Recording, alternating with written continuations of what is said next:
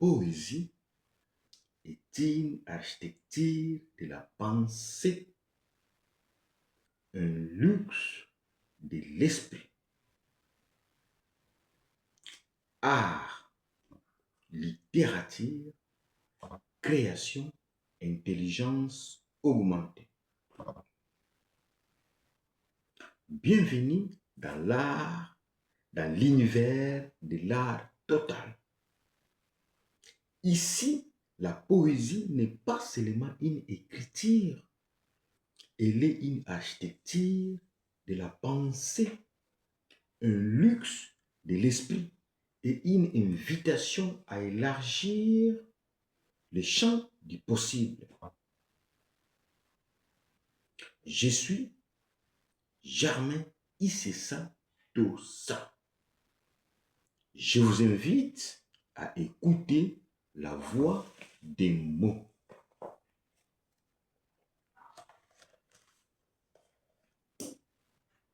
Pardon. Je vais vous lire le poème La production de l'énergie à partir des forces de frottement. Poème écologique, fiction et futuriste. Ce poème est tiré du recueil de poèmes Le Code social et sociétal, publié le 18 août 2019 par moi-même. Lecture. La production de l'énergie à partir des forces de frottement. Poème écologique, fiction et futuriste. Les concepts phares et vedettes de l'univers, c'est l'énergie.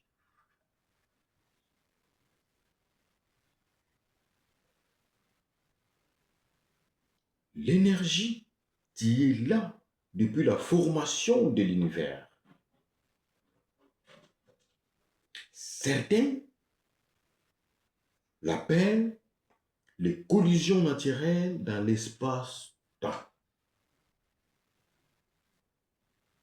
Oh, les corps célestes, les belles étoiles, les sublimes planètes, les esthétiques comètes, astres, le charmant volcan et la déesse et joliesse, la grande lumière soleil.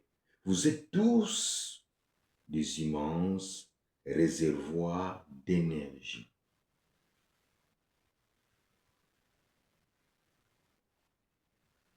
Chez les humains, l'oxydation se brille dans la délicatesse et finesse mitochondrie. Là aussi, l'on voit les centres de transformation d'énergie.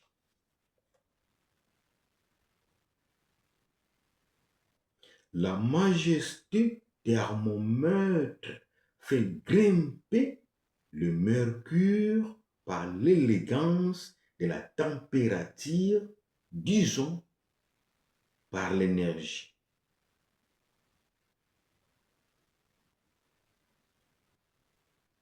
Les concepts phares et vedettes de l'univers, c'est l'énergie.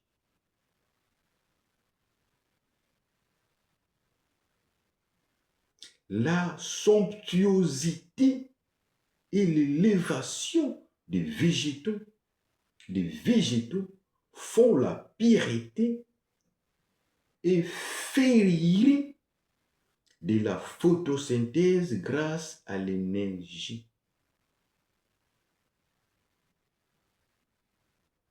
La somptuosité et l'élévation des végétaux font la pureté et féerie de la photosynthèse grâce à l'énergie.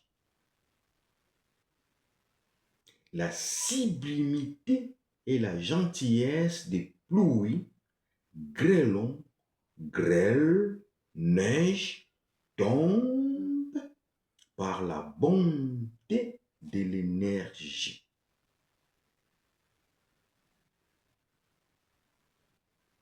La démonstration naturelle de magnificence et parfum de foudre sont ici d'énergie.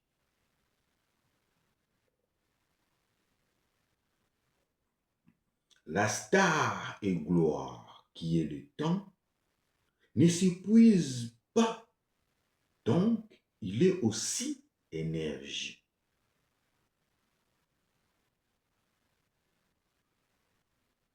La richesse et la splendeur de l'alimentation est un grandiose réservoir quotidien de la magie, de la force, par des protéines, protidiques et vitamines. Sont tous vecteurs et porteurs de l'énergie.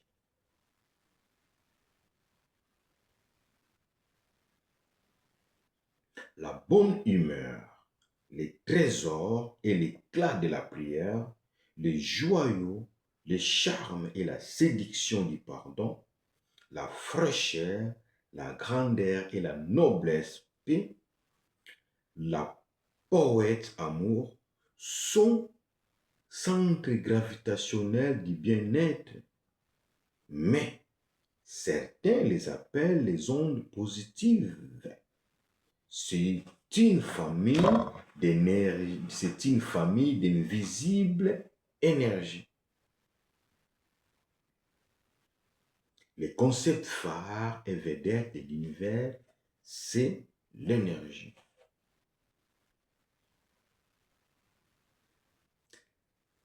La magnanimité et l'harmonie de l'eau transfèrent par ces vagues, ouragans, tsunamis, cyclones, érosion, crues, inondations, la symétrie et simplicité d'énergie.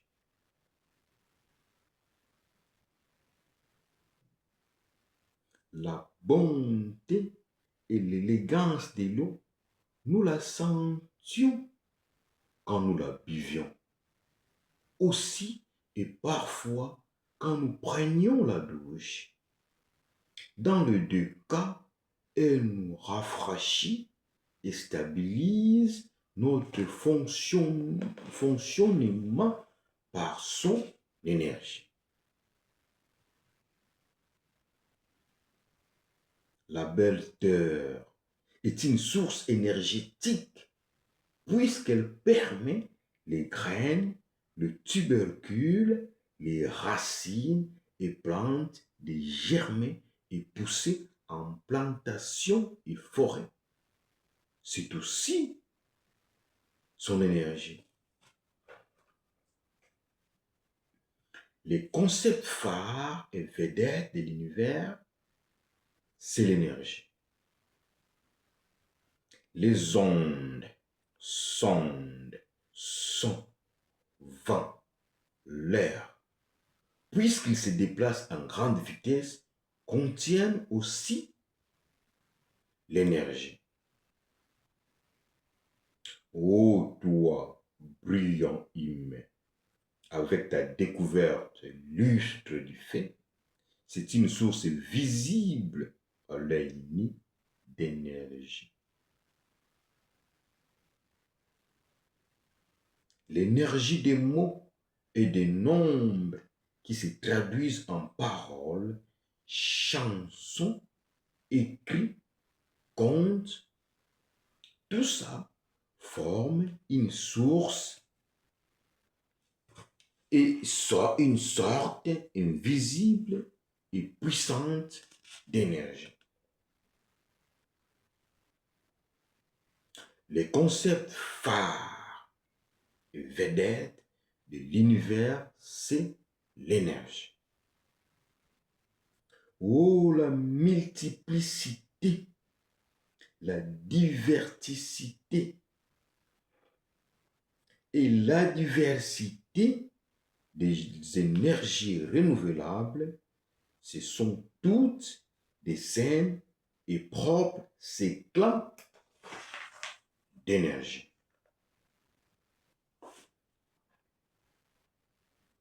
Ah, et oh, toi, la géologie, tu me fascines avec toutes tes merveilles des types de plaques tectoniques et de roches, surtout de la roche pétrole, qui est l'unique source de combustible des énergies en grande quantité, facilité de production et d'usage dans le monde entier en énergie.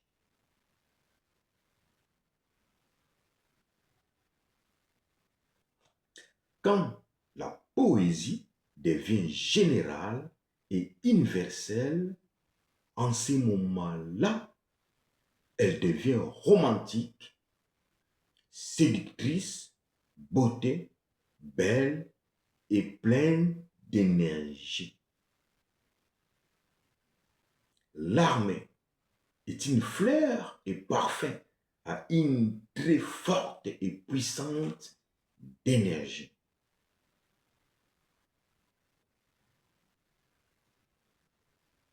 Je vous affirme que dans tous les lieux de prière, il y a aussi des grandes quantités importantes d'énergie invisible, saine, sainte, spirituelle et bénéfique sont dégagées. C'est un fil d'énergie.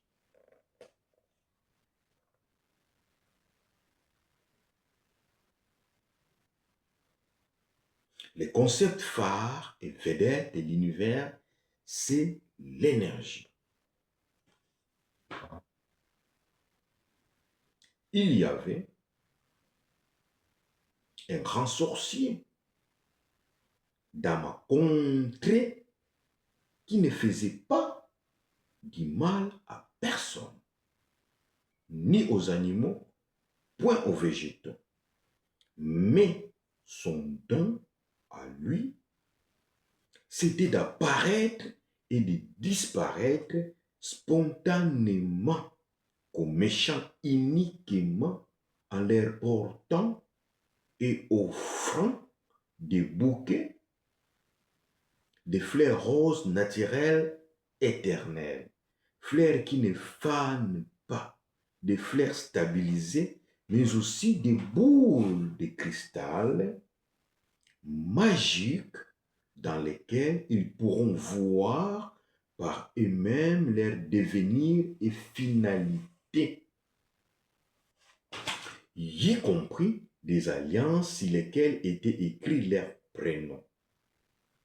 Pour lui, c'était ça son énergie.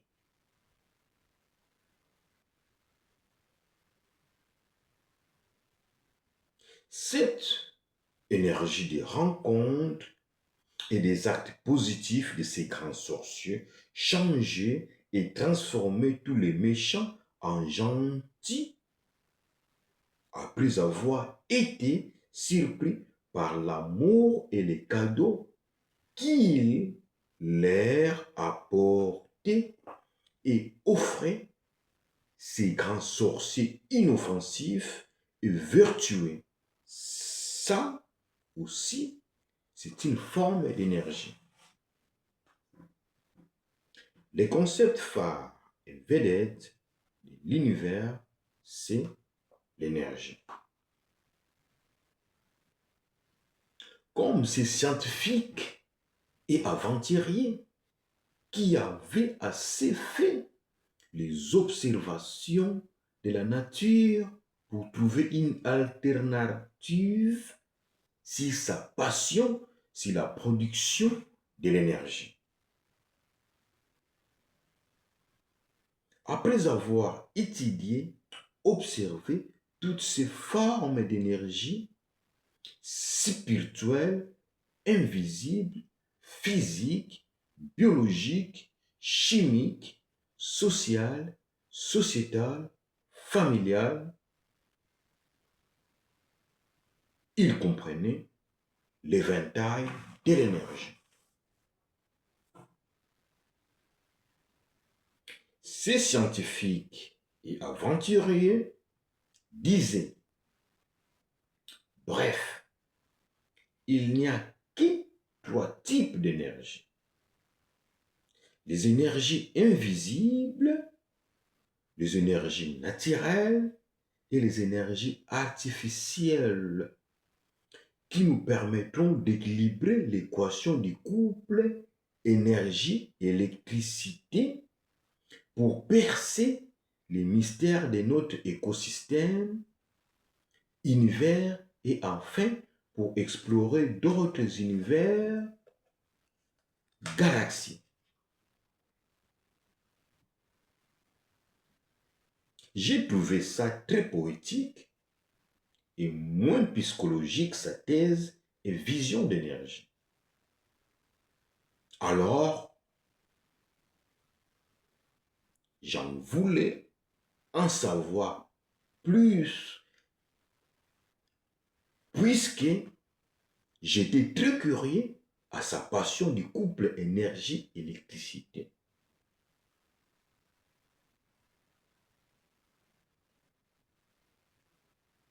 Les concepts phares et vedettes de l'univers, c'est l'énergie. Voilà ce qu'il disait. Je suis passionné par les énergies. Depuis longtemps, je cherche à comprendre les énergies pour en produire d'autres, plus simples, plus propres, qui deviendront renforcer ce qu'il existe déjà. Quand je vous parle de ma passion des énergies, cela m'envoie toujours aux soucis et ennuis écologiques. Le problème des énergies serait peut-être une des solutions irréfutables et fortes à notre écologie, planète, voire à notre univers. Je résume mes résultats des énergies en énergie, puis en dynamo, ensuite en batterie, après en générateur et enfin en électricité. C'est là où vient de naître le couple énergie-électricité. Pour moi, le pont énergie-électricité me fascine et passionne beaucoup. Raison pour laquelle je crois qu'il serait possible de produire de l'énergie-électricité à partir des forces de frottement, autrement dit, force de collision.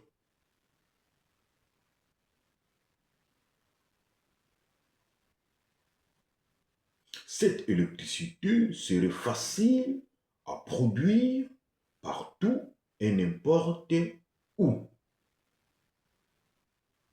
Elle pourra servir et répondre à toutes sortes de demandes et besoins sans exclure aucune satisfaction. Imaginez-vous un scooter qui va produire sa propre énergie-électricité en roulant. Étonnez-vous de voir un véhicule produire sa propre énergie-électricité en roulant. Satisferiez-vous de voir un avion produire sa propre électricité, sa propre énergie-électricité en volant? Admirez-vous de voir un bateau, navire et sous-marin produire sa propre énergie-électricité en naviguant? Que diriez-vous de voir un fusée, un vaisseau produire sa propre énergie, électricité en orbitant et traversant l'espace, le temps? C'est ça, ma science-fiction réelle de la production de l'énergie, électricité à partir des sources de frottement, voire des collisions.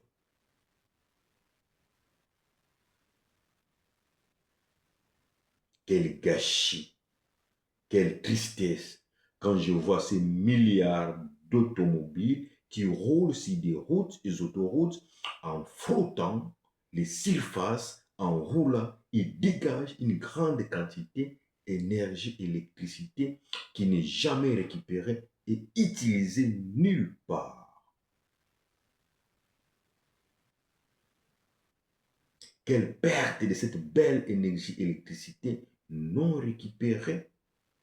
Des fois, et parfois, j'ai mal au cœur et je suis très triste quand je vois ces terrains de football, basketball, rugby, handball, avec tous ces athlètes et professionnels qui se déplacent dans tous les sens, là aussi, en frottant les surfaces, en bougeant, ils dégagent une grande quantité d'énergie, électricité qui n'est jamais récupérée et utilisée nulle part. Quelle perte de cette belle énergie, électricité non récupérée. Il y en a tant d'autres exemples que j'ai pu constater dans ma thèse, mais je m'évanouis par ici.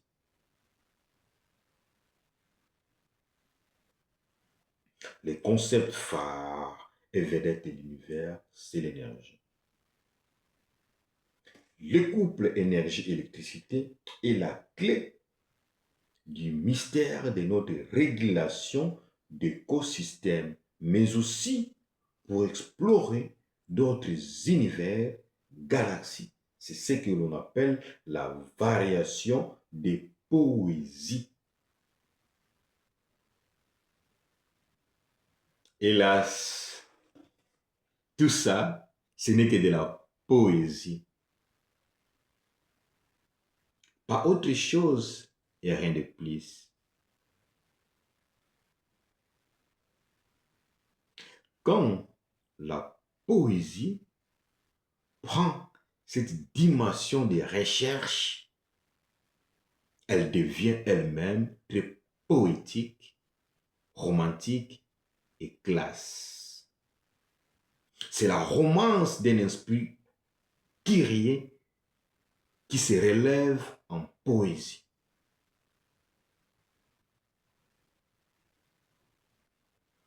Quand la poésie prend cette dimension de recherche, elle devient elle-même très poétique, romantique et classe. C'est la romance d'un esprit kyrié qui se relève en poésie.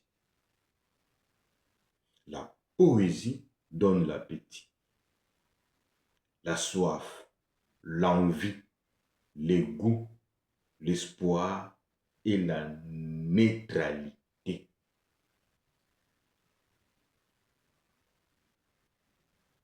La poésie donne l'appétit, la soif, l'envie, le goût, l'espoir et la neutralité.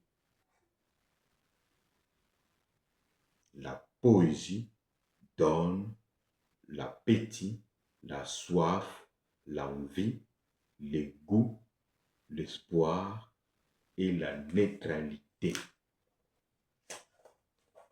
Fin de lecture. Vous venez de partager un instant de poésie, que ces mots prolongent leur résonance en vous, nourrissent votre imaginaire et accompagnent votre réflexion. Merci de votre présence. C'était une lecture de poésie signée Germain Issesa Dossa. L'élégance véritable est celle de l'esprit. La poésie est une architecture de la pensée, un luxe de l'esprit.